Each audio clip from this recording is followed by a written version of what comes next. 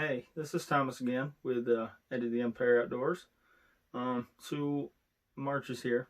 Um, New York State turkey season starts in May, so we're kind of getting hyped. Starts a little late. Um, Other places usually start in March, like right now, or April. Um, Ours does start in May. It's a little late, but season's coming up. If you're anything like me, I'm excited. I know a lot of my buddies are. Brian here, he's getting excited. We're getting ready to film some good hunts for you guys. So this video is gonna pretty much say the kind of necessities that I bring with me when I'm out in the woods for spring turkey. Obviously that decludes, I would say, like the shotgun, camouflage. Obviously you need it, your license. That's just necessities, obviously, that you're gonna need if you're gonna go hunting. So I'm gonna go over the things that I like to bring with me, kind of describe why, and so on and so forth. So I am gonna start with kind of it kind of goes against what I just said, the camouflage, but I'm gonna bring this up. So here I have a pair of camouflage gloves and a camouflage face mask. The reason that is because if you try to go out in the turkey woods without your face covered, or your hands covered, and you're just plain skin showing, you're gonna get spotted. They cannot smell you, but they have the eyesight of just the best eyesight out there. They can see you blink at 40 yards. They are no joke. They are smart birds. Now we have 4 different species of turkey in this country, and a lot of people say Easterns are the most intelligent birds there are. The most intelligent species of turkey there is. We have Rio Grandes, we have Merriams, we have Osceola, and we have Easterns. And they say the Easterns are the most intelligent turkey there is. So your biggest thing is you want to be covered head to toe in camouflage. So that does include your face mask and your gloves. So just on that topic, necessity, you always want to make sure you have these. If you don't, you might as well not go out, because you ain't going to get close enough to a bird unless you're pretty much invisible. So next thing I want to go over would be locator calls. This is an owl hooter. You also want to bring a crow call. Mine, known for me, I am known to lose things. I lost my crow call. I got to buy one before the season starts. But this is my owl hooter. I bought it this year. It's a redhead. So when I head out in the woods, I always carry an owl hooter and a crow call. The owl hooter I show up before dark, before any birds are awake, and I start walking. Now on my way up, depending on how far I am, I usually have about between 600 to 1,000 yard walk up a hill through a field, where I like to go, my favorite spot. On my way up, I listen. I keep my ears open, and I listen for that first bird to chirp. Any bird, once I start hearing a species of birds start going off, I know the birds are starting to wake up. It's almost simultaneously, like they wake each other up when they start chirping. They're waking up. That's when I pull the owl hooter call out, because owls like to call at night or just a break of day where birds are just starting to wake up. So I throw one of these out. Usually it's called a shock gobble. It will, in my sense, what I like to say is it wakes them up, makes them gobble. Now, I carry the crow call with me because we can only hunt until noon. So when it's like 9 or 10 in the morning, it's very rare to hear an owl. I mean, you can use it, and you can get turkeys to gobble, but it's not very often you're going to hear an owl call in the middle of the morning. So, like I said, I like to bring an owl hooter, and I like to bring a crow call for when I'm out. That way, okay, in nature, turkeys, the male turkeys, known as longbeards, gobblers, toms, they sit back, and the hens come to them. So when I am trying to hear a turkey gobble to find out where that bird is, whether I should go set up on him, whether I should sit back in the field and call back to him with an actual turkey call, I want to use one of these, because I don't want to call to him with a hen, he gobbles off. So I come closer to him and go set up and then call again. He's thinking, okay, I'm coming to you, or you're coming to me. I don't have to move. I'm going to sit right here. I'm going to strut my stuff, and I'm just going to wait for you to come in. There's no point in using a hen call and then going closer to that turkey and then calling again, because he's going to just be thinking, all right, she's coming to me. I'm going to sit here, look pretty, strut my stuff, wait for her to come in, and then I got my hen. So, like I said, locator calls are a great thing to have in the woods. I always bring them. They're in my vest at all times.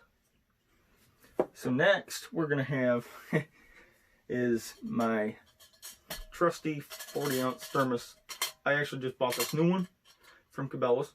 I like to bring this with me because the place that I hunt at, I drive about an hour and 5 minutes away to my great uncle Harold's property. He's an amazing guy. I'd love to meet him. But I drive an hour and about 10 minutes out when I go out, and I almost go there every time. I love the property. It is full of turkeys. Almost every opening morning, I hear at least 7 or 8 of them going nuts. And actually, I'll tell you this story really quick. I took my nephew Julio out just last year up there, see if we could get something done on the youth season. On our way up, we were hearing him going nuts, so we got set up in the top field. We were just a hiking. He was tuckered, but we made it all the way to the top, and they're going off like crazy. I got sat up nice and comfortable, and I'm thinking, this is going to be a good morning. No sooner than I got my call in my mouth, I started calling. I had one go down off about 150, 200 yards down past the green field into the woods, just probably 25, 50 yards. Not even 5 minutes later, I hear Julio, oh, there's a turkey, there's a turkey. And here he is down in the field. He come up, run into that decoy in about 5 minutes. And Julio blasted him at about 15, 20 yards. So it was like a 15-minute hunt. We were done, and that's over. So it's a great spot. But that being said, being an hour and 10 minutes out, I like to have my cup of joe with me, or quite a few actually, because after doing that about every weekend, you tend to be very tired, and coffee for me, that's like my best friend out in the woods. So I always like to bring extra cups of coffee, wake me up in the morning, so I can keep that pressure going and keep going out and keep hunting. So, like I said, one of my necessities is my coffee thermos, extra full. So next, I'd like to bring up my decoys. So I'm just going to bring a couple of these in to show you here. Oops. Alright, so I got my Jake decoy. I bring this because male turkeys in the spring mating season, obviously they're looking for that hen, but if they see a little Jake out in the field with a couple hens, which I have 2 over here, I'll bring them in to show you. I got this one right here. And you don't need nothing fancy or pretty. Yes, they're smart birds, but when they see what looks like a turkey out there, they're going to come to it. And I got this one. So I got 2 hens and a Jake. That being said, because there's 2 ladies out in the field, and there's just this little boy out here trying to get with them. He's going to be thinking, I'm going to come kick his butt. It's going to make him more aggressive, more wanting to come in, and he's going to want to beat that turkey up. So that's why I set up with usually 1 or 2 hens and a Jake decoy almost at all times, because 9 times out of 10, ever since I always started hunting with a Jake decoy, that turkey comes in, guess where he's going? Right to that Jake decoy, because he's like, I'm going to kick your butt right now, and I'm going to take these hens, and they're going to be mine. So that's why I like to bring a Jake decoy along with it. So you always want to bring a decoy pretty much, because when you're calling that turkey, yeah, he thinks the turkey's up there, but if he gets to the edge of that wood line, and he's looking up in that field, and he doesn't see a hen, he's going to be thinking, well, that's a little weird. I hear her coming from that, or calling from that field, but I don't see her. And sometimes that will stop a turkey from coming in. He'll hang up and he'll gobble there, waiting for her to come out so he can see her. So like I said, decoys are one of the biggest necessities as well. So we are going to jump on to my scale, actually. We're going to start with the scale rather than the vest. I'll bring the vest up next. So, scale. I'd also like to bring a measure tape. Just the little straps that show inches by inches, because the scale, obviously for recording your bird's weight, I like to have that, and it's nice to be able to record all that stuff, and the size of the beard for the measuring tape. Also the spurs. I like to do that because, I mean, your personal best, you can keep track of all that stuff. Some states require you to put that on their tag. So if you put that on your tag, you'll be fine. You always want to follow by the law. So if it's nice to have with you, it's nice to carry around with you, and for your personal use. Like I said, I like to keep tracks of the longest beard I've got on a turkey, the heaviest, the longest spurs. I like to have these things on me. So yeah, I mean, and it's just a fishing scale, but it goes up 50 pounds. So, and most turkeys are between 15 to 30 pounds. I mean, I've heard rumors of 30-pound turkeys, and most of the time they're between 20 and 25. That's a good size average bird. But when you got your scale, you can tell the exact weight. If you wanted to keep track of that, you write that down in a notebook or whatever, and you keep track of your kills. So next, I want to bring up the vest. Now, I just bought this vest this year. It is supposedly the #1 rated turkey vest in this year's spring. It is the Grand Slam turkey vest. Oh, sorry, I should have closed the seat up. So it's a Grand Slam turkey vest, and it comes with so many pockets, so much stuff. It is so nice. You got your straps, obviously. You got box call holder. This one actually has a smartphone holder where you can see inside your thing. So if you want to check the time real quick, if you don't carry a watch on you, just click your button real quick in there. You can see through this little plastic. You got striker holders here. You got your slate call holders, your pot call holders right here. I don't know if you can see that camera, but you got them right here. You got some striker holders. I actually have a couple strikers in here at the moment. This one, which I like about this, because I'm a mouth call guy, they're more versatile, they're easier to use, you can do so many more calls with them. So this vest actually comes with a mouth call holder. It clips on this little strap here, and it's also hooked by a little string, so it will not come out. My favorite part about this vest, and this will probably change the game for me, and I'll probably always order one of these whenever this one wear and tears. This right here is my new favorite part about this vest. So these are pegs, so you don't need a tree anymore to be able to sit. When you kick back in this vest, these hit the ground, and this actually has a frame inside of it that holds your back up, so you can just use this and no more trees. It is amazing. I love it. I've used it shooting. I've used it patterning my turkey gun this year. It is by far my favorite vest I've ever owned, and like I said, I will probably go through with this. But this vest also is a 3-inch memory foam seat for comfort when you want to sit on the ground. You're not sitting on rocks, acorns, all that good stuff. And like I said, it's a game changer so far. I cannot wait to use it in the spring turkey woods this year. Yeah, other than that, like I said, it's made by Alps Outdoors, and they partnered up with NWTF, which is the National Wild Turkey Federation. And like I said, they did a phenomenal job on making this vest, and like I said, I will always be getting one of these because it's just so comfortable to sit in. And alright, we are going to go to the last thing I got on my list here, which is mouth calls.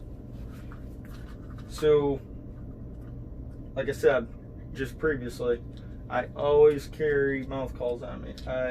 Like I said, that's all I use, really. I have slate calls, I have box calls, but these guys do the trick. They are actually Woodhaven mouth calls. This is the Red Ninja, and this is the Blue Viper. I bought this actually with the order of my thermos and my owl hooter call. But I can throw one of these in for you, give you a quick, I'll throw both of these in real quick, and I'll show you kind of what they sound like, what you can do with them. But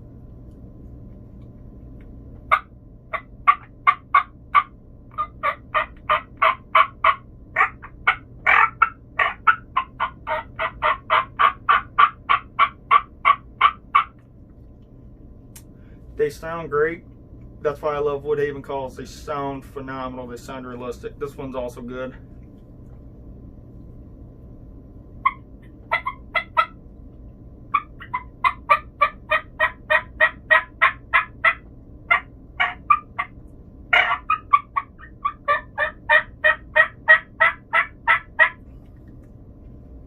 So like I said, they sound great. I can do a lot of calls with them. I can do a lot more than that, but I'm trying to stay quiet. They're amazing calls. I love to use them, and they take a lot of practice. I've been calling with them since I was 12 years old because I always wanted to listen to them call. I've always wanted to be able to use them because I've seen a lot of people that use them, and I'm like, man, they sound so good. They sound so real. You can do so much with them. I want to learn how to use them. When I first started using them or trying to use them, it sounded like I was blowing air out, and then finally I started getting the noise out, and I was like, all right, so I'm learning how to push the vocals out into it. Now to where I'm at, I can do almost any call with them. I'm still practicing the Kiki run, which is what they sound like when they're getting mated and breeding. But I've learned quite a bit of calls from these, and like I said, I will never go back to really box or slate. I use it if the turkey's not responding well to these. I'll try using them. I mean, I try pretty much everything in the book, the turkey's being stubborn. But like I said, phenomenal calls.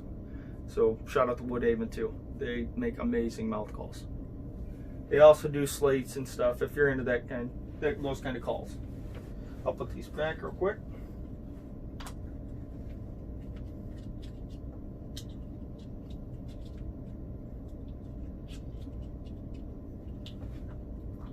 And I want to thank you guys for tuning in. I want to thank you all for the support you've been giving us. I want to thank you all for sharing this, subscribing, liking these videos, commenting on them. They give us a lot of feedback.